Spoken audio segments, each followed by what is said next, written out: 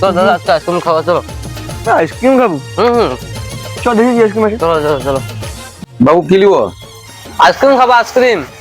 তবে 100 টাকা 80 টাকা করে আইসক্রিম আছে, তার নিচে কোনো আইসক্রিম নেই, সব দামি দামি আইসক্রিম আছে। 100-200? হ্যাঁ হ্যাঁ অত দামি কি 100-200 টাকা वाला আইসক্রিম হলো কি দাও ভালো আইসক্রিম দাও। দাদা কি গরিব টরিব ভাবলো না? আরে না গরিব টরিব না আসলে। না দাদা খাবাই না, দাদা পুরো কথাটা শুন।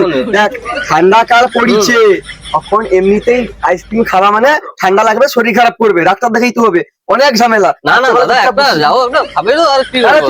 ঠিক। না না দাদা খাবো খাবো। বাবু 5 টাকা वाला দুটো আইসক্রিম আছে, নিব কি? 5 টাকা वाला আইসক্রিম আছে। तू समझा? হ্যাঁ মাঝে মাঝে আইসক্রিম খাওয়া যেতে পারে।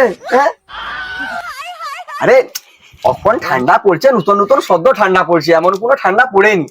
মাঝে মাঝে কাঁচা আইসক্রিম খাওয়া যাইতেই পারে, হতে কি আছে? अभी मैं गाली नहीं दे सकता। তুমি 5 টাকা वाला আইসক্রিম মুখে খাওয়াটো তো 100 টাকা দামের আরে না, না, আমি ভাবি আইসক্রিম খাবাই না।